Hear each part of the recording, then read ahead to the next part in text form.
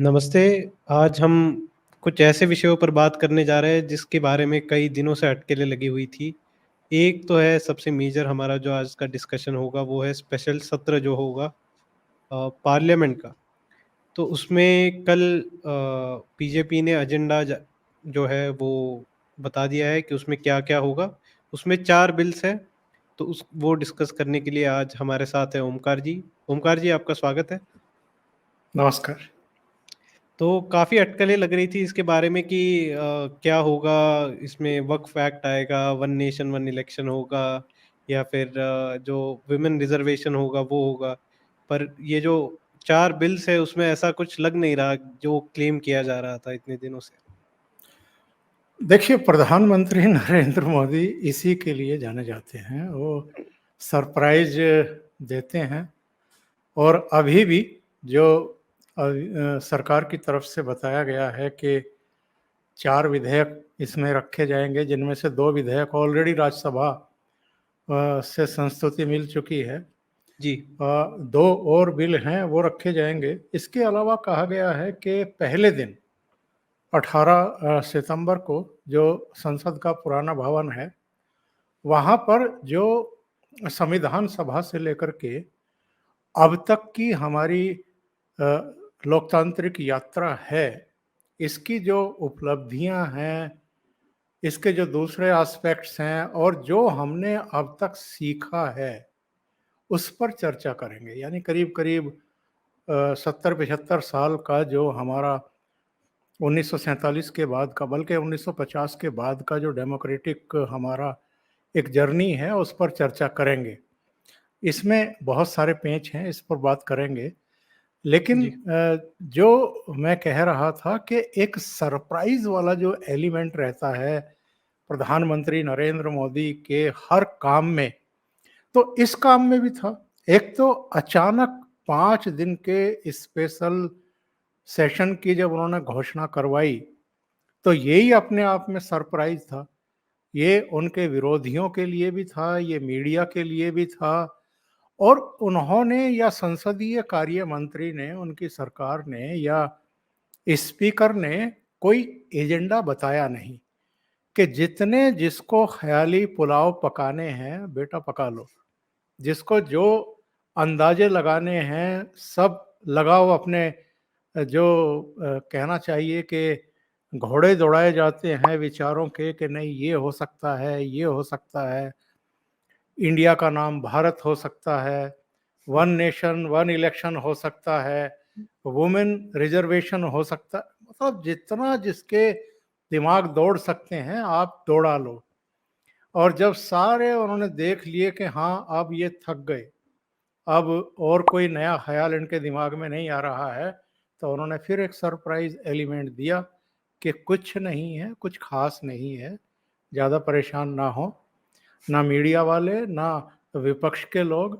हम बस 2 वो विधेयक लोकसभा की स्वीकृति के लिए पेश करेंगे, जिनको ऑलरेडी राज्यसभा अपनी मोहर लगा चुकी हैं, संस्तुति दे चुकी है और 2 और विधेयक आएँगे। इसके अलावा चर्चा कर लेंगे अब तक की जो यात्रा है और ये जो पहले दिन 70-75 साल की जो हमारी डेमोक्रेटिक जर्नी है, इस पर जो चर्चा है, ये अपने आप में एक चौंकाने वाला एलिमेंट भी है और ये कहना चाहिए कि बनता भी है। क्योंकि जो 70-75 साल की हमारी संसदीय यात्रा रही है, जिस पार्लियामेंट में रही है, उस पार्लियामेंट को अलविदा कहने से पहले वहाँ पर अगर मोदी सरकार एक चर्चा कराना चाहती है, तो इसमें कुछ भी गलत नहीं है, बल्कि ये उस भवन के लिए भी जिसने अनेक संवैधानिक संशोधन किए हैं, अनेक कानून बनाए हैं, अनेक सरकारों, प्रधानमंत्रियों और विपक्ष के नेताओं का ये सदन गवाह रहा है और ऐसे-ऐसे नेताओं को इस सदन ने देखा है, जवाहरलाल नेहरू, इसके बाद लाल बहादुर शास्त्री, इंदिरा गांधी, मोरारजी देसाई, चौधरी चरण सिंह तो एज प्राइम मिनिस्टर तो नहीं गए, पर मोरारजी भाई की सरकार में कम से कम वो वित्त मंत्री, गृह मंत्री, उप प्रधानमंत्री रहे, तो सदन में तो उनकी भी भूमिका रही। इसके बाद फिर इंदिरा गांधी, फिर राजीव गांधी के कार्यकाल को देखा, बोफोर्स के हंगामे को देखा, इससे पहले मुंदड़ा केस और पता नहीं कितने मामलों को लेकर के हंगामे हुए हैं। वो सारी यात्रा इस सदन ने देखी है। फिर अगर हम आए तो वीपी सिंह, चंद्रशेखर, उसके बाद फिर चुनाव, फिर पीवी नरसिम्हा राव, उनके बाद फिर शुरू होते हैं एचडी देवगौड़ा, आई के गुजराल, फिर अटल जी का एरा शुरू होता है जो करीब करीब 6 साल के आसपास तक चलता है, फिर मनमोहन सिंह, और 2014 से अब तक नरेंद्र मोदी। तो जी। एक यात्रा है। उस यात्रा पर अगर पक्ष और विपक्ष हंगामा करने के बजाय शांति से तथ्यों पर, माइनस प्लस जो भी हैं उन पर अगर चर्चा करेगा, तो मुझे लगता है कि जो पहला दिन होने वाला है वो अपने आप में एक और हिस्टोरिकल डे होगा, जहां तक हमारी संसदीय व्यवस्था और प्रणाली का प्रश्न है। पर काफ़ी लोगों का मानना है कि ये जो 75 साल का इतिहास, इस पे जो डिस्कशन होगा, तो ये भी एक प्रकार से ऑपोज़िशन को टारगेट करने के लिए किया जा रहा है, क्योंकि लगभग 60 साल के लिए तो कांग्रेस ही सरकार में रही है।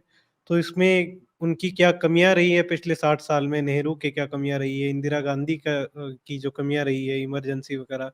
तो काफ़ी लोगों को ऐसा लग रहा है कि ये भी जो डिस्कशन होगा, ये उसी बात पर होगा कि ऑपोज़िशन को एक तरीके से कैसे टारगेट किया जाए संसद में, एमपी और राजस्थान, छत्तीसगढ़ इसके इलेक्शन से पहले। तो जो अ, अपने जयराम रमेश है, उनका भी ये कहना था कि ये जो स्पेशल सेशन बुलाया गया है, इसमें जो 4 बिल्स है, तो ये ऐसे विशेष तो कुछ है नहीं कि इनको स्पेशल सेशन बुला के इनको पास करवाना चाहिए, ये तो विंटर सेशन में भी हो सकते थे। तो एक प्रकार से ये मोदी की साजिश लग रही है कि कांग्रेस को कैसे निशाने पे लाया जाए, ऐसा काफ़ी ऑपोज़िशन पार्टियों का और कुछ पत्रकारों का भी कहना है। एक तो विपक्षी दलों को, विशेषकर कांग्रेस को, ये वहम नहीं होना चाहिए कि राजनीति करना केवल उन्हीं को आता है। ये कम से कम नरेंद्र मोदी ने एज प्राइम मिनिस्टर बता दिया है और सिखा दिया है इन लोगों को कि एक्चुअल में पॉलिटिक्स की कैसे जाती है। तो जयराम रमेश जो कह रहे हैं या जो आशंका जाहिर कर रहे हैं बिल्कुल सही ही है, उसमें गलत कुछ भी नहीं है। और जिन पॉइंट्स पर आपने अंडरलाइन किया है, इमरजेंसी हो या नेहरू का कार्यकाल हो, और उसके बाद भी अगर हम देखें तो इंदिरा गांधी के टाइम में भी जब 80 में उनकी वापसी हुई थी 352 सीटों के साथ, उस समय का भी उनका कार्यकाल 4 साल का देखें तो बेहद विवादास्पद कार्यकाल रहा था, जी। जिसमें ऑपरेशन ब्लू स्टार और उसके बाद उनकी हत्या, हत्या के बाद जो सिखों का नरसंहार हुआ, और उसमें जो राजीव गांधी ने बयान दिए थे बहुत ही बचकाना कि जब कोई एक बड़ा पेड़ पेड़ गिरता है। गिरता है तो धरती हिलती है। तो जिस तरह के प्रश्न ये लोग नरेंद्र मोदी से पूछने की कोशिश करते हैं और समय समय पर जिस तरह के अटैक करने की कोशिश करते हैं, तो ये क्यों भूल जाते हैं कि ऐसे बहुत सारे अवसर सदन के भीतर भी और सदन के बाहर भी आते हैं या पैदा किए जा सकते हैं, जब आपको भी कटघरे में खड़ा किया जा सकता है।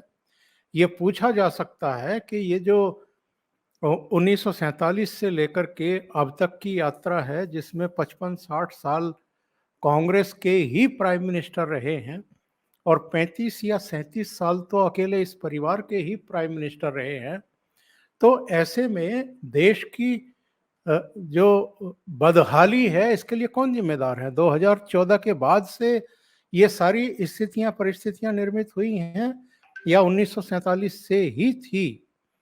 और जितनी तेज गति से काम अब हो रहा है हर सेक्टर में, और जो दिखाई भी दे रहा है, तो वो नेहरू के समय में, इंदिरा गांधी के समय में, राजीव गांधी के समय में, पीवी नरसिम्हा राव के समय में या मनमोहन सिंह के समय में क्यों नहीं हुआ? चलिए पीवी नरसिम्हा राव का तो हम कार्यकाल फिर भी एक ऐसा एरा मानते हैं जब जो ग्लोबलाइजेशन का दौर शुरू हुआ, आर्थिक उदारीकरण का दौर शुरू हुआ, जो हमारी अर्थव्यवस्था है उसकी उसकी पुनर्जागरण और पुनर्स्थापना का एक बहुत अहम फैसले उसमें लिए गए थे। पर बाकी के समय क्या हुआ? गरीबी दूर क्यों नहीं हो पाई? बेरोजगारी दूर क्यों नहीं हो पाई? महंगाई काबू करने का नारा तो इंदिरा गांधी ने 71 से पहले दे दिया था। तो वो महंगाई पर काबू क्यों नहीं पा पाए आप लोग?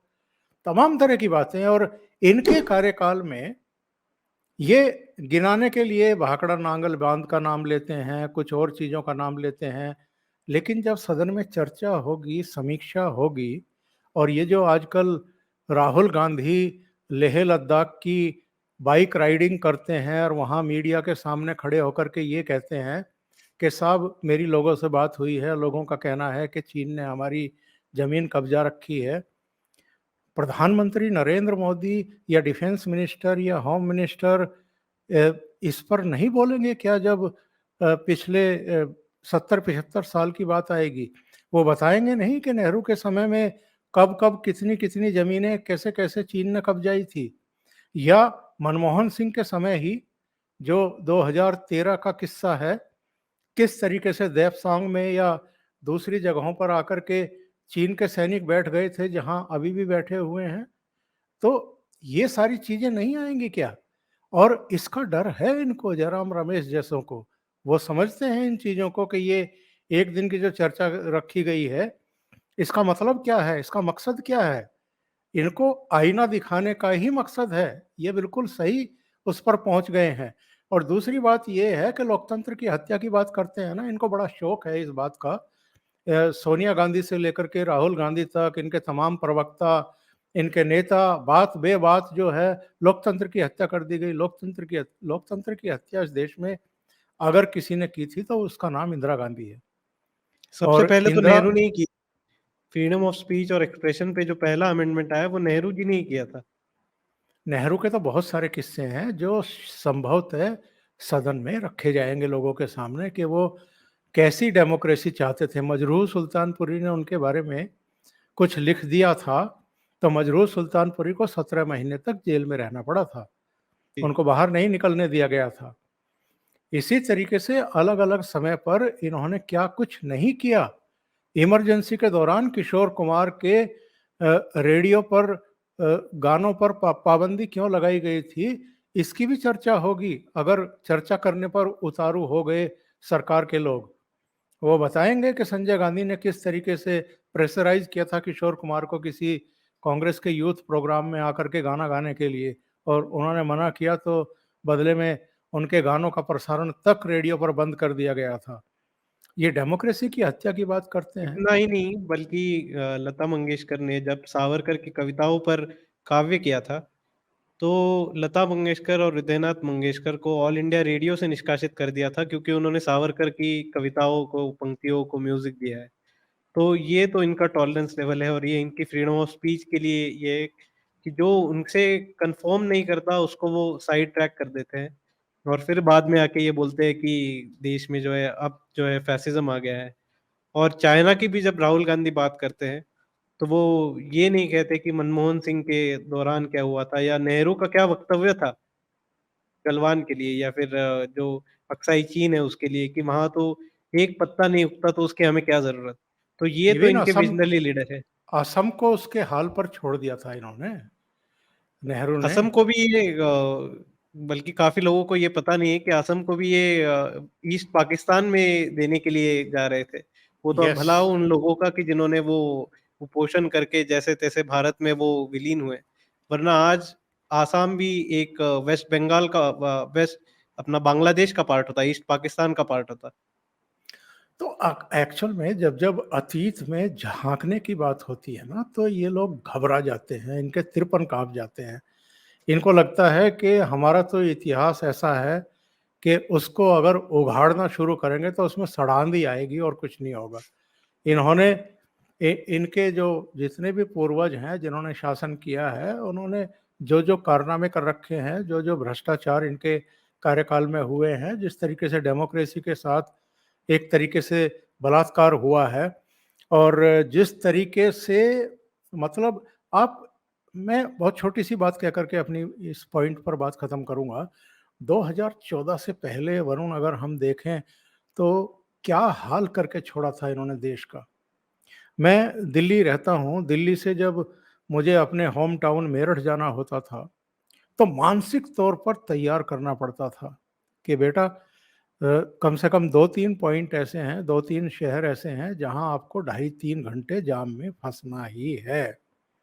मुरादनगर हो गया, गंग नहर हो गई, फिर मोदी नगर हो गया। उससे पहले भी कुछ ऐसे अ, टेक्नोलॉजी के इंस्टीट्यूट्स खुल गए थे जिनके बाहर भारी भीड़ लगी हुई थी। एक जगह एक सत्संग होता था, वहाँ पर भी जो है व्हीकल्स की रेलम पेली होती थी। तो हर जगह जाम में खड़े रहते थे। आप याद करिए, आपको बिजली का बिल जमा करना है, चाहे आपको टेलीफ़ोन का बिल जमा करना है, चाहे गैस का सिलेंडर लेना है, चाहे केरोसिन लेना है 5 लीटर, हर जगह आप लाइन में जाके खड़े हो जाइए। आपको रेलवे का टिकट लेना है, तो आप कम से कम घंटा भर पहले रेलवे स्टेशन पहुँच कर के लाइन में खड़े होइए। फिर भी इस बात की गारंटी नहीं होती थी कि ट्रेन आप पकड़ ही पाएँगे। क्या बदहाली थी। और 2014 से पहले तो ट्रेन्स की भी ये हालत थी कि टॉयलेट में ये जंजीर से बंधा हुआ लोटा छोड़ कर के गए थे। आज आज मतलब हर जगह की तो सूरत बदल रही है, रेलवे की कायाकल्प हो रही है। जगह-जगह जो है हाईवेज, एक्सप्रेसवेज, वाटरवेज, एयरवेज, सबकी तो सूरत बदल रही है। अब क्यों हो रहा है ये? अभी लोगों के घर में कल फिर गवर्नमेंट ने कैबिनेट ने अप्रूवल दे दिया कि 75 लाख गरीब परिवारों को हम मुफ्त में गैस सिलेंडर देंगे।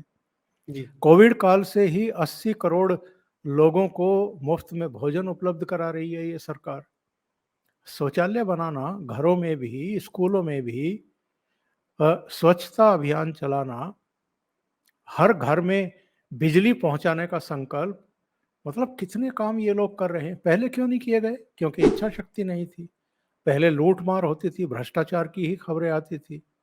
आप ज़रा याद करिए कि मनमोहन सिंह के का जो दूसरा कार्यकाल था, वो किस कदर बदनाम थे। हर कॉमनवेल्थ से दूसरे लेकर दिन के कोई घोटाले की खबर आती थी, कभी 2G, कभी कोलगेट कोयला, की, कभी कोबनल, 2G की, ये जी की, वो जी की, पता नहीं कितने जो है वो गड़बड़ घोटाले होते थे। और अब वाड्रा जो का ये अलग, डीएलएफ। बिल्कुल, बहुत बुरा हाल उस समय था। तो ये घबराए हुए ही इसलिए हैं कि इनके तो कपड़े उतरने वाले हैं इन 3, 4, 5 राज्यों के चुनाव से ठीक पहले। और जो इस समय इन्होंने गलती कर दी है एक और, जिस तरीके से तमिलनाडु के चीफ मिनिस्टर के बेटे ने सनातन धर्म के बारे में जो गलत बयानी की है, निचले स्तर की बयानबाजी की है, उसके बाद तो आप ये तय समझ लीजिए। और और आप देख ही रहे हैं कि प्रधानमंत्री नरेंद्र मोदी का जो मध्य प्रदेश और छत्तीसगढ़ का दौरा था, जी। उन्होंने तो एकदम तय कर दिया है एजेंडा कि अब इन राज्यों के चुनाव में भी और लोकसभा चुनाव में भी जो ये गठबंधन बना है इनका, इंडिया अलायंस, इसको पूरी तरीके से सनातन विरोधी घोषित कर देना है, साबित कर देना है। कि तो उन्होंने कल बयान में वो बोला है कि जो इंडिया अलायंस है वो सनातन धर्म को पूरी तरह से नष्ट कर देना चाहता है। तो वो एक तरीके से वो मुद्दे को पूरे मेन स्ट्रीम में लाके उसको चुनावी मुद्दा बना रहे हैं मोदी जी। और वो मुझे बिल्कुल लगता है ये पार्लियामेंट के स्पेशल सेशन में भी उस पे काफ़ी चर्चा होगी। तय है, बिल्कुल तय। जी, पर राहुल गांधी अब जो यूरोप का उनका जो दौरा चल रहा है, तो उसमें जो डिसमेंटलिंग हिंदुत्व की कॉन्फ्रेंस करते हैं, जो हिंदू विरोधी कॉन्फ्रेंसेस करते हैं, जो यूरोपियन यूनियन के पार्लियामेंट में इंडिया के विरोध में कुछ नारेबाजी करते हैं या कुछ ये पास करते हैं, बिल्स पास करते हैं। इन लोगों से राहुल गांधी मिल रहे हैं और वहां जाके चर्चा कर रहे हैं कि मैंने जी गीता पढ़ी है, मैंने उपनिषद पढ़ी है और हिंदू धर्म का जो अर्थ है वो मुझे पता है, बीजेपी वालों को पता नहीं है। और हिंदू धर्म में ऐसा कहीं बताया नहीं जाता कि माइनॉरिटीज को ऑप्रेस किया जाए या फिर कास्ट में डिवाइड किया जाए, बल्कि कास्ट सेंसस की मांग तो इंडिया अलायंस खुद कर रहा है और उनका वो टॉप एजेंडा है। फिर भी वो वहां जाके ऐसे कुछ बयान कर रहे हैं कि जैसे बीजेपी ही भारत की संस्कृति को, भारत देश को विभाजन करने की कगार पे ला विभाजन विभाजन की कगार पे ला रखी है ऐसे। मैं एक्चुअल में इत्तेफाक से कल ही कुछ चीज़ों को मैं देख रहा था पलट करके।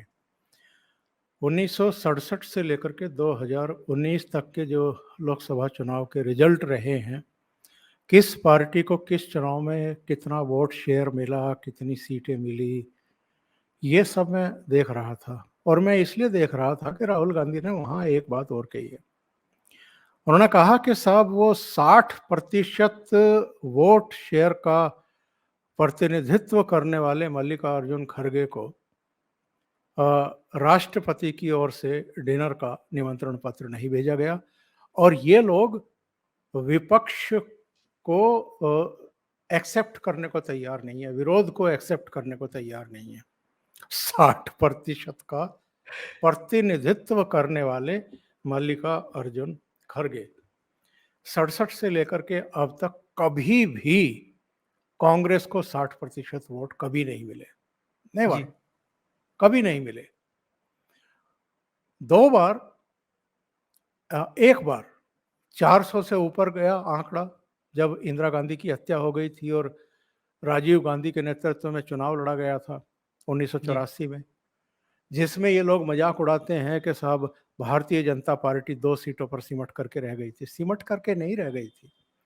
एक तो भारतीय जनता पार्टी का गठन ही तब हुआ था, उससे पहले भारतीय जनसंघ हुआ करता था जी। और भारतीय जनता पार्टी एक तरीके से बीजेपी के नाम से भारतीय जनसंघ पहले लोकसभा इलेक्शन में जा रहा था। नंबर 2, इंदिरा गांधी की हत्या हुई थी और पूरे देश में एक ऐसा वातावरण बना हुआ था कि सब एक होता है ना हमारे यहाँ, जिस सिंपैथी वेव। लीडर के साथ बेचारा शब्द लग जाए वो तो उसको तो फिर कोई हरा नहीं सकता। तो राहुल गांधी के साथ तो ये हुआ नहीं। राजीव गांधी के साथ हुआ कि बेचारे की माँ की हत्या कर दी गई। फिर राजा नहीं फकीर है, देश की तकदीर है, वीपी सिंह के साथ भी बेचारा शब्द लग गया। भाई राजीव गांधी ने बड़ा अन्याय किया इनके साथ, वित्त मंत्री थे, उनको हटने के लिए मजबूर कर दिया और ये तो फकीर आदमी है, राजा नहीं है। कई के साथ ऐसा हुआ और वो फिर अटल बिहारी वाजपेयी की सरकार 13 दिन की सरकार गिराई गई, फिर 13 महीने की सरकार 1 वोट से गिराई गई। तो वो सिंपैथी फिर और पूरा देश जो है वो अटल बिहारी वाजपेयी के साथ खड़ा हुआ। नरेंद्र मोदी को आप देख लीजिए, गुजरात के चीफ मिनिस्टर थे, वहां इन्होंने क्या क्या नहीं उनके खिलाफ कहा, मौत का सौदागर तक कहा। तो पूरा गुजरात जो है वो तन करके नरेंद्र मोदी के साथ खड़ा हो गया और कांग्रेस की मौत आज का वहां क्या। सौदागर और बाद में मणिशंकर अय्यर के जो बयान थे, नीच, चाय जी हाँ, वाला। जी हाँ। वो तो तब आए जब उनको सितंबर, बल्कि कल ही गुजरी है वो तारीख, 13 सितंबर 2013 को नरेंद्र मोदी को पीएम पद का चेहरा बनाया था भारतीय जनता पार्टी ने। तब तालकटोरा स्टेडियम में इनका कोई अधिवेशन हो रहा था कांग्रेस का। वहाँ मीडिया ने पूछ लिया तो उन्होंने कहा कि इस सदी में तो नरेंद्र मोदी प्रधानमंत्री नहीं बनेंगे, नहीं बनेंगे, नहीं बनेंगे। और इसके बाद कहा कि अगर वो चाहें तो यहाँ तालकटोरा स्टेडियम के पास हम उनको चाय की दुकान खोलने की जगह दे सकते हैं। मतलब इतना बड़बोलापन, इतना अहंकार तो तब दिखा रहे थे जब नरेंद्र मोदी उस समय भी गुजरात के चीफ मिनिस्टर थे। जी। तो इनके जो अहंकार हैं, इनका जो बड़बोलापन है और जो राहुल गांधी का आपने चर्चा किया है, तो 67 से लेकर के अब तक जो मैंने समीक्षा की कल बैठ करके, इस 2014 में जब राहुल गांधी के नेतृत्व में कांग्रेस चुनाव लड़ी, इससे कम सीटें तो कभी कांग्रेस की आई नहीं। इससे पहले 44 सीटों पर सिमट गई थी और 2019 का इलेक्शन फिर राहुल गांधी के नेतृत्व में लड़ा इन्होंने, 52 सीटों पर सिमट गई। तो इससे बुरी गत कोई आदमी अपनी पार्टी का और क्या कर सकता है। और अभी भी लगातार वो कांग्रेस पार्टी में भूसा भरे जा रहे हैं। जो उनको पार्टी के भीतर कोई समझाने की कोशिश करता है, बताने की कोशिश करता है, या मैं तो कहूँगा कि दुस्साहस करता है, तो उसके साथ क्या होता है ये हमने बहुत सारे नेताओं के कांग्रेस से गमन के रूप में ऑलरेडी देखे हैं। बहुत सारे नेता बाहर का रास्ता उनको दिखा दिया गया है। तो ये तो एक्चुअल में एक होता है ना कि किसी बच्चे के हाथ में जब आप कोई खिलौना दे देते हैं, तो वो खिलौने के साथ कुछ देर तो ठीक बिहेव करता है, उसके बाद वो उसको पटकना शुरू कर देता है। कभी उसको फेंकता है, कभी कुछ करता है, बहुत जल्दी उसको तोड़-ताड़ करके और उसको खत्म कर देता है। तो कांग्रेस पार्टी राहुल गांधी के लिए एक खिलौना है, जो इनके परनाना, इनकी दादी, इनके पिताजी, इनकी माताजी, ये सब इनको एक तरीके से विरासत में दे करके गए हैं कि ये खिलौना आपके लिए है। और जो बाकी के घर के सदस्य हैं, उनकी हिम्मत नहीं पड़ रही है ये कहने की कि भाई इस खिलौने पर जितना अधिकार आपका है उससे ज़्यादा हमारा है। हमने भी पूरी उम्र जो है इसकी सेवा में लगाई है। ऐसा कहने की किसी की हिम्मत नहीं है। तो ये अपने हिसाब से जो कर सकते हैं वो कर रहे हैं पार्टी के और संगठन के साथ और नेता नेता के साथ, और उसका नतीजा हम देख ही रहे हैं क्या हो रहा है। तो राहुल गांधी की तो हम बात ही क्या करें। एक बार अरुण जेटली ने पार्लियामेंट में खड़े होकर के कहा था कि ये ऐसे ज्ञानी हैं, ऐसे विशेषज्ञ हैं जिनको किसी किसी भी विषय के बारे में कोई ज्ञान नहीं है और कोई जानकारी ही नहीं है, फिर भी ये विशेषज्ञ हैं।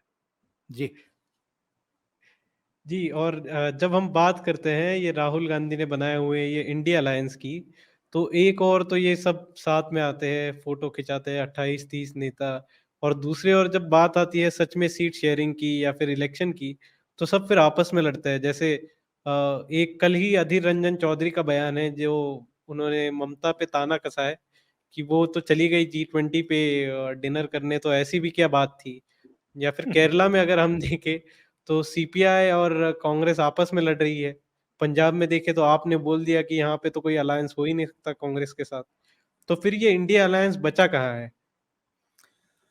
2018 में एक घटना हुई थी, आपको याद होगा। कर्नाटक के नतीजे आए थे। भारतीय जनता पार्टी को 105 या 106 सीटें मिली थी। वो सबसे बड़ी पार्टी थी। 100, हाँ 108 मिली थी शायद, या 113 मिली थी। कांग्रेस को हारने के बावजूद 80 सीटें मिल गई थी और जेडीएस को 37 सीटें मिली थी। भारतीय जनता पार्टी कुछ करती उससे पहले ही कांग्रेस के बड़े नेता बेंगलुरु में लैंड कर चुके थे और एक तरीके से उनको ग्रैब में ले चुके थे देवगौड़ा पिता पुत्र को, और उनसे कहा कि हमें मुख्यमंत्री की सीट नहीं चाहिए, आप मुख्यमंत्री बनो। मतलब उनको सेहरा उनके सिर पर रख करके जबरन घोड़ी पर चढ़ा दिया और शपथ दिलवा दी। तो शपथ ग्रहण समारोह में कोई ही शायद ऐसा बचा हो जो मोदी विरोधी हो और बेंगलुरु में उस शपथ समारोह में शामिल ना हुआ। और उस समय जब शपथ ग्रहण हो गया तो फिर ये सब इकट्ठा होकर के जो एक अंदाज होता है ऊपर ऐसे हाथ करके एक दूसरे का हाथ पकड़ के फोटो खिंचवा रहे थे। ये 2018 की बात है। इसके अगले साल लोकसभा का चुनाव था। वहां तो इन्होंने फोटो खिंचवा लिए और एक मैसेज देने की कोशिश की लोगों को कि हम सब एक हैं। अब तो मोदी की खैर नहीं है, अब तो गया मोदी, अब तो उसके पैर उखड़ गए। और जो इनका इकोसिस्टम है, ये जो वामपंथी मीडिया है और जो लुटियन मीडिया जिसको हम कहते हैं, ये तो बम बम था वो बेंगलुरु का जो है सीन देख करके कि देखो ममता भी हैं, मायावती भी हैं, सोनिया जी भी हैं, राहुल जी भी हैं, अजीत सिंह से लेकर के वामपंथी नेता भी सारे हैं, ये तो सब इकट्ठे हो गए। अब तो गए नरेंद्र मोदी। क्या हुआ 2019 में? क्या ये सारे मिलकर के लड़े? क्या इन्होंने एक साथ मिलकर उसके बाद कोई जनसभा की किसी भी राज्य में या किसी भी एरिया में जाकर के? कुछ नहीं, केवल लोगों को भ्रमित करने के लिए ये इस तरह के उपक्रम करते रहते हैं। और यही इस समय ड्रामा पाखंड जो है वो पटना, बेंगलुरु से लेकर के मुंबई तक चल रहा है। मीटिंगों के दौर चल रहे हैं। अरे संयोजक तो छोड़ दीजिए, संयोजक तो अभी तक चुन ही नहीं पाए। सीट शेयरिंग पर तो शुरुआत तक नहीं कर पाए, बाकी छोड़ दीजिए, सीट शेयरिंग भी छोड़ दीजिए। अभी तक लोगो तय नहीं हुआ कि इस गठबंधन का लोगो क्या होगा, उस पर सहमति नहीं बनी है। और जो बात आप कह रहे हैं कि पंजाब में और दिल्ली में तो अरविंद केजरीवाल के लोगों ने कह दिया कि इधर तो देखना भी मत। ममता बनर्जी कहेगी इनको कि पश्चिम बंगाल की तरफ देख लो, या अखिलेश यादव कहेंगे कि आ जाओ उत्तर प्रदेश में, आधे उत्तर प्रदेश में तुम घूम लो, आधे में मैं घूमता हूं। अभी तो लालू में, नीतीश में और कांग्रेस में जूतम पजार होने वाली है सीटों को लेकर के। अलग अलग राज्यों में कोई भी कांग्रेस को पैर रखने की जगह नहीं देगा। और ये जो अधीर रंजन चौधरी के बयान की आप बात कर रहे थे, अधीर रंजन चौधरी की हैसियत क्या है ये हम अतीत में भी कई बार देख चुके हैं। और क्या उनकी गत बना करके रखी हुई है राहुल गांधी और सोनिया गांधी और मल्लिकार्जुन खड़गे ने, ये भी अब किसी से छिपा हुआ नहीं है। वो जिस तरह की बयानबाजी पश्चिम बंगाल में करते हैं या नई दिल्ली में ममता बनर्जी के खिलाफ करते हैं, तो क्यों फिर ममता बनर्जी को इस इंडी अलायंस की बैठक में सोनिया गांधी के बराबर में बैठाया जाता है? अजीब मजाक करते हैं ये लोग। अधीर रंजन चौधरी कह रहे हैं कि साहब वो मल्लिकार्जुन खड़गे को चूंकि राष्ट्रपति ने नहीं बुलाया था डिनर में, तो इसलिए हम और कुछ मुख्यमंत्री बाइकआउट कर रहे थे डिनर का। अगर ममता बनर्जी भी डिनर का बाइकआउट कर देती तो कौन सा आसमान टूट पड़ता। तो टीएमसी के शांतनु सेन जो एमपी हैं, उन्होंने जवाब दे दिया ना उनको कि प्रोटोकॉल पर ज्ञान लेने की जरूरत हमें कांग्रेस से नहीं है। प्रोटोकॉल क्या होता है, कैसे निभाया जाता है, ये हम बहुत बेहतर तरीके से जानते हैं और इनको शर्म भी नहीं आती। इनके हिमाचल के मुख्यमंत्री वहां पर पहुंचे हुए थे, उनको तो नहीं रोक पाए ये। इसी तरीके से नीतीश कुमार इसी जी, इंडी नीतीश जी भी थे। अलायंस के ही घटक दल हैं, और एमके स्टालिन भी जो वहां मौजूद थे। वो तो हिमंता के साथ बैठे थे नीतीश कुमार। बिल्कुल। और प्राइम मिनिस्टर के साथ और जो बाइडेन के साथ खड़े हुए हंसते हुए दिखाई दे रहे थे। तो ये इस तरह के जो ये ड्रामे हैं, पाखंड है, ये जो गठबंधन बनाए जाते हैं, ये सिर्फ लोगों को भ्रमित करने के लिए बनाए जा रहे हैं।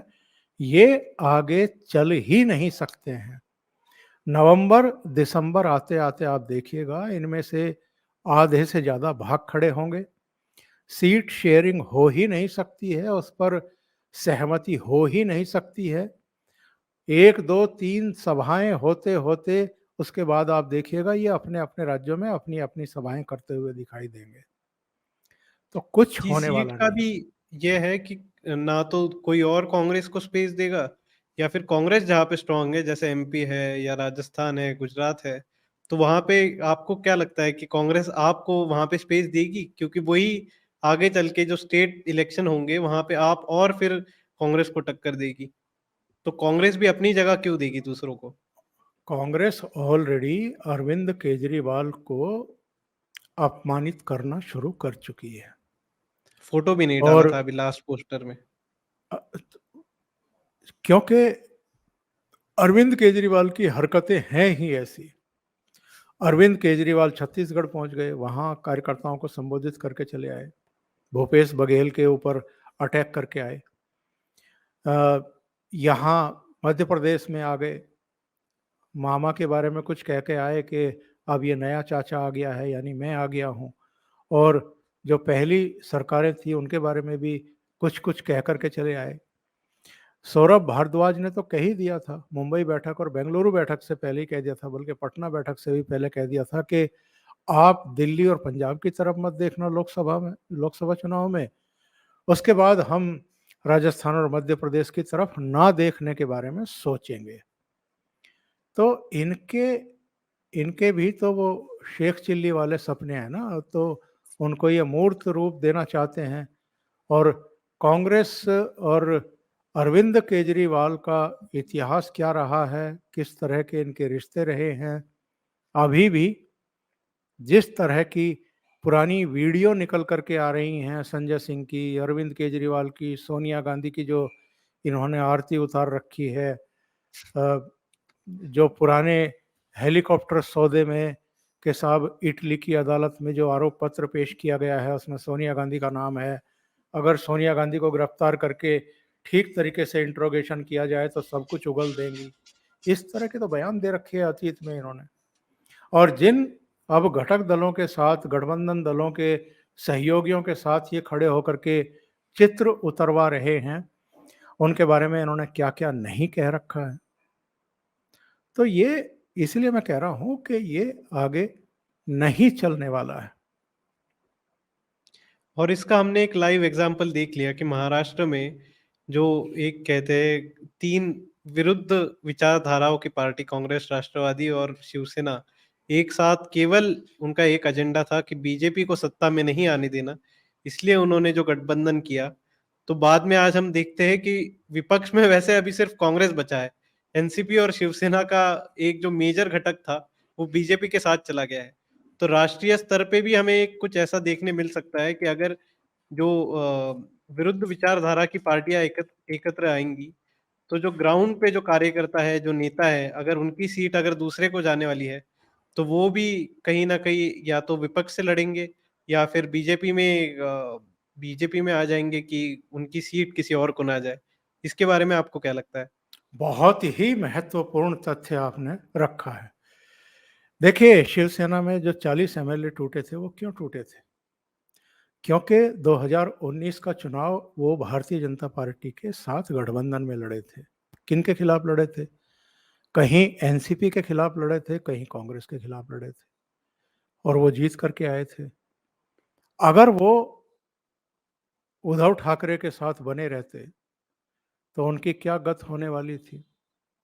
क्योंकि वित्त मंत्रालय था अजित दादा पवार के साथ, और उन्होंने जो काम किया था, उन्होंने तो शिवसेना के विधायकों को छोड़ करके अपनी पार्टी के एमएलए को भी उपकृत किया, जो हारे हुए थे उनको भी उपकृत किया, और थोड़ा बहुत कांग्रेस के लोगों के लिए भी किया, लेकिन शिवसेना वालों को तो ठिकाने लगाया हुआ था। इनकी शिकायतें ही ये थी कि सरकार हमारी, मुख्यमंत्री हमारा और वित्त मंत्री हमारे क्षेत्रों के लिए पैसे रिलीज नहीं करता है।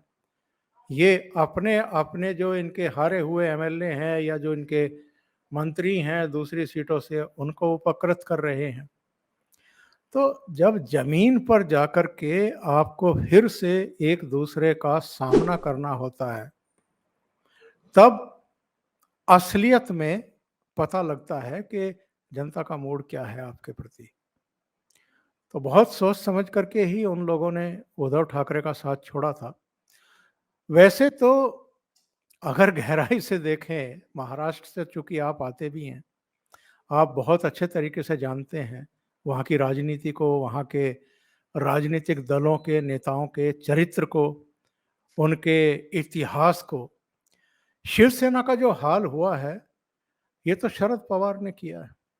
जी। शरद पवार ने इनको कहीं का नहीं छोड़ा, और बाद में हालत ये हो गई कि जो रही सही कसर थी वो पहले भारतीय जनता पार्टी ने पूरी कर दी, और उसके बाद फिर शरद पवार की पार्टी भी दो खंडों में विभाजित हो गई।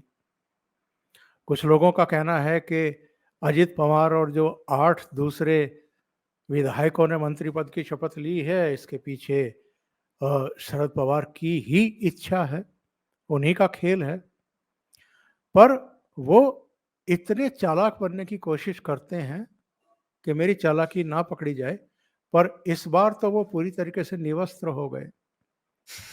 इस बार तो हालत ये है, बोलने लायक नहीं बचे हैं, और उनका जितना पानी उतरा है इतना तो विपक्ष के और किसी भी नेता का नहीं उतरा है।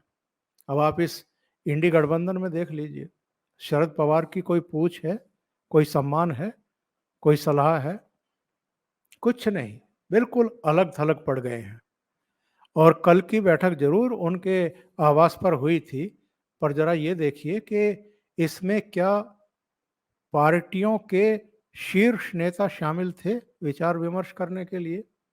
उन्होंने जो कमेटी गठित की थी, उसमें अपनी पार्टी के कुछ-कुछ लोगों को नामित कर दिया और उनको हेड करके शरद पवार बड़े प्रसन्न हैं और आत्मसंतुष्ट हैं कि चलिए, बाकी दलों के कुछ नेता तो हैं जिनको मैं प्रिजाइड कर रहा हूँ, जिसकी अध्यक्षता कर रहा हूँ, लेकिन होना जाना कुछ नहीं है वरुण। एक इंडिया अलायंस का और एक जो प्रॉब्लम हमें दिख रहा है भविष्य में, तो जैसे जनता पार्टी बनी थी इंदिरा गांधी के विरुद्ध, तो उसमें इंदिरा गांधी ने एक स्टेटमेंट किया था कि इनकी सरकार बन भी पाई तो चल नहीं पाएगी, क्योंकि there are too many prime ministers in waiting.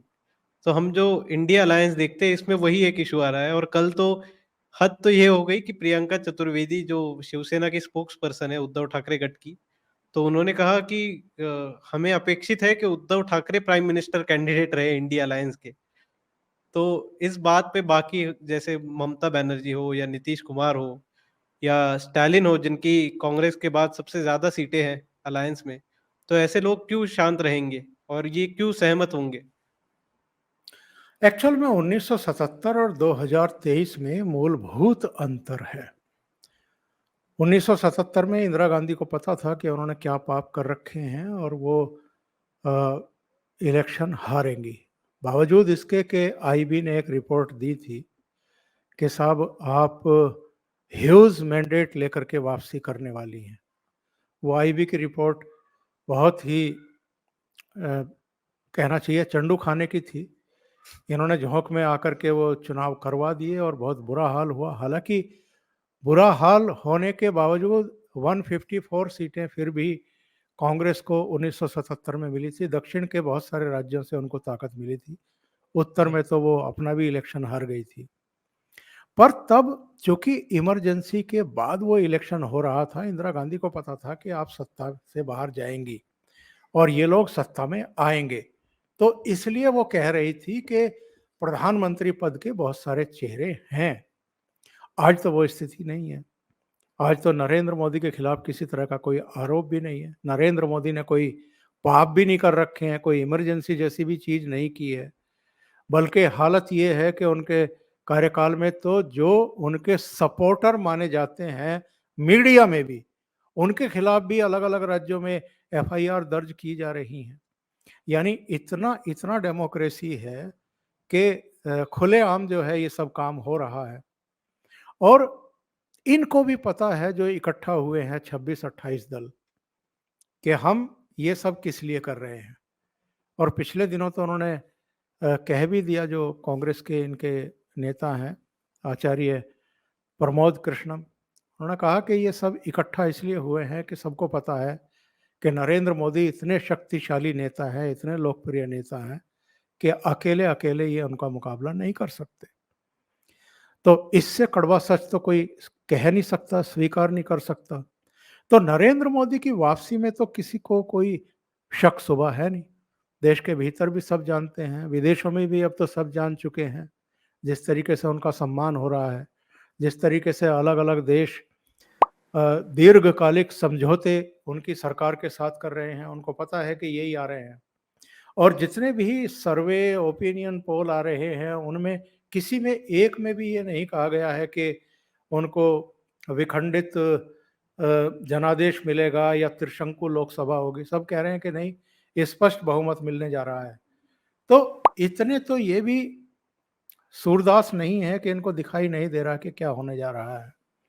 तो ठीक है, अपने अपने नेता की ब्रांडिंग करो ताकि अपने अपने राज्य में मतदाताओं में एक थोड़ी सी खुशफहमी, गलतफहमी उद्धव ठाकरे के बारे में हो जाए। उधर रानिल विक्रम सिंघे ने दुबई इंटरनेशनल एयरपोर्ट पर ममता बनर्जी के अरमान जगा दिए, ये कह करके कि क्या आप जो हैं इस अलायंस की लीडर बनने जा रही हैं, यानी प्राइम मिनिस्टर का चेहरा बनने जा रही हैं।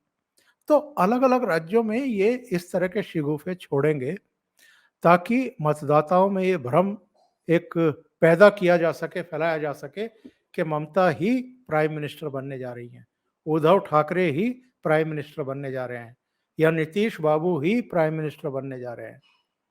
ऐसा तो अरविंद केजरीवाल भी फैलाने वाले हैं, और वो आपके टीआरएस से बीआरएस बने केसीआर भी, कि मैं प्राइम मिनिस्टर बनूंगा।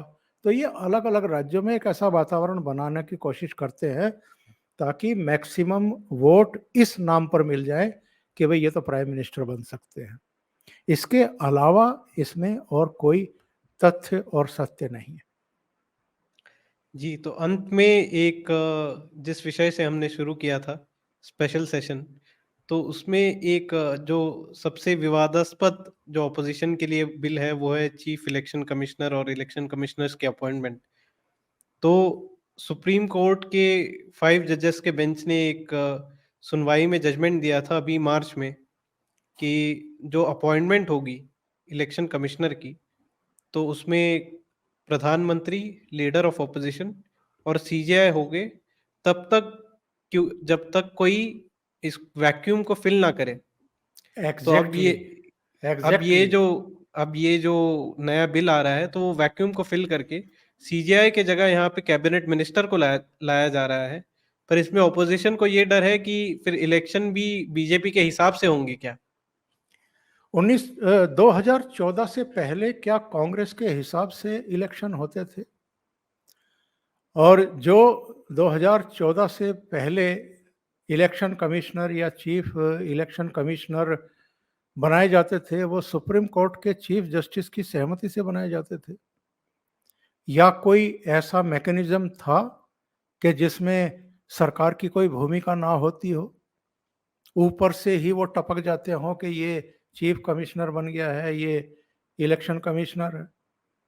ये एक्चुअल में फिर से वही मैं बात कहना चाहता हूँ, ये कहते हैं बेरोजगारी बहुत बढ़ गई है, महंगाई बहुत बढ़ गई है। 2014 से पहले क्या इस देश के हर नागरिक के पास अपॉइंटमेंट लेटर था, नौकरी थी, और वो नरेंद्र मोदी ने आते ही सबसे छीन ली कि लाओ ये अपॉइंटमेंट लेटर फाड़ देता हूं तुम्हारे। एक लोगों को भ्रमित करने के लिए इस तरह की बातें कही जाती हैं। आज तक कोई कानून था ही नहीं चीफ इलेक्शन कमिश्नर या इलेक्शन कमिश्नर की नियुक्ति के लिए। और इसीलिए सुप्रीम कोर्ट की जो जो पीठ थी, शायद 3 सदस्यीय पीठ थी, उसने नहीं, कहा 5। था कि जब तक ये व्यवस्था ना हो जाए तब तक जो चीफ जस्टिस हैं वो एक तीसरे व्यक्ति वहां बैठेंगे। तो अब तो कानून बन रहा है, तो अब चीफ जस्टिस क्यों होंगे, और हर मामले में चीफ जस्टिस क्यों होंगे? चीफ जस्टिस कोई चुने हुए नेता हैं क्या इस देश के? चीफ जस्टिस का जो काम है या अदालतों का जो काम है, वो अपने उस काम पर फोकस करें। मतलब इस देश की जनता के द्वारा चुने गए प्राइम मिनिस्टर पर अगर आप अविश्वास करेंगे, तो फिर तो आप भारत की पूरी जनता पर अविश्वास कर रहे हैं। ऐसे चलेगी डेमोक्रेसी? इस तरीके से काम होगा? और बहुत सारी ऐसी चीजें हैं जिन पर पिछले दिनों से लगातार बहस हो रही है वरुण जी, और जी, ख़ास तौर से जो सुप्रीम कोर्ट और कुछ हाई कोर्ट के जजेस की टिप्पणियां हैं, जिस तरह से वो उनका व्यवहार है, अनर्गल टिप्पणियां मैं कहूँगा, जिसका केस की मेरिट से कोई मतलब नहीं होता है और जो जी। ऑन रिकॉर्ड भी नहीं होती है, इस तरह की टिप्पणियां कर दी जाती हैं। सेलेक्टिव तौर पर कुछ मामलों में संज्ञान ले लिए जाते हैं, स्वतः संज्ञान, और बहुत सारे मामलों में आंखें मूंद ली जाती हैं। तो काफ़ी लोगों ये को एक स्पेशल ट्रीटमेंट मिलती है तीस्ता से तलवार जैसे। रात को 9:30 बजे आप अदालत खोल करके बैठे हुए हैं। और एक ही कश्मीरियों को दिन में कहा आप, जाता है कि ये पुराना मसला है, इसको भूल जाइए अभी। तो बहुत सारी चीजें हैं। अभी मणिपुर पर स्वतः संज्ञान ले रहे हैं आप। अभी स्टालिन के बेटे ने सनातन धर्म के बारे में जो बकवास की है उसके बारे में आप कोई नोटिस ही नहीं ले रहे हैं। और वहां पर बहुत सारी याचिकाएं भी लगी, मांग भी की गई कि आप इसका स्वतः संज्ञान लीजिए, फिर भी आप खामोश बैठे हुए हैं। तो ये सब चीजें जो हैं लोगों की समझ में अब आने लगी हैं। इसलिए सरकार भी अब थोड़ा सा जरा सख्ती के मोड में आ गई है और ये बताने के मुझे लगता है कि मोड में भी आ गई है कि फैसले हम लेंगे, आप नहीं लेंगे। जी। तो कांग्रेस ने तो स्पेशल सेशन के लिए व्हिप जारी कर दिया है, क्योंकि उनको ऐसी अपेक्षा है कि ये एजेंडा बस लोगों को मिसट्रैक या मिसलाइन करने के लिए है। जो मोदी गवर्नमेंट का, वो कुछ और ही है, वो या तो विमेन रिजर्वेशन बिल लाएँगे या फिर कुछ और करेंगे। तो इस बारे में आपको क्या अपेक्षा है कि कुछ मोदी गवर्नमेंट कुछ सच में बड़ा करने वाली है? देखिए, अभी जिस तरह की अब तक का जो इनका ट्रैक रिकॉर्ड रहा है, नरेंद्र मोदी सरकार का, उसमें कुछ नहीं कह सकते। उसमें आप कोई कयास भी नहीं लगा सकते। जितने लोगों ने अभी तक कयास लगाए थे इस स्पेशल सेशन को लेकर के, अब वो मुँह छिपाते फिर रहे हैं। तो मैं कोई कयास लगाने के बिल्कुल मूड में नहीं हूँ। हाँ, कुछ ना कुछ सरप्राइज़ एलिमेंट अभी भी आ सकता है और जो एजेंडा कल शाम जारी किया गया है सचिवालय की तरफ से, लोकसभा सचिवालय की तरफ से, हम उस पर विश्वास करके चल रहे हैं कि 18 तारीख को क्या होगा और उसके बाद जो 4 दिन का सेशन नई संसद में गणेश चतुर्थी के दिन से शुरू होगा, उसमें फिर कौन-कौन से विधेयकों पर चर्चा होगी और लेकिन कुछ ना कुछ ऐसा सरप्राइज़ आ सकता है, हो सकता है, जिसके बारे में अभी किसी ने सोचा नहीं है। काफ़ी जी। लोगों को इस बात पे भी आपत्ति है कि गणेश चतुर्थी के ही दिन क्यों नए संसद में जाना है? ऐसे लोगों को सियापा करने दीजिए। इन लोगों की समझ में अब तक आ जाना चाहिए था कि चीज़ें बदल चुकी हैं और केवल इस गणेश चतुर्थी की बात नहीं है।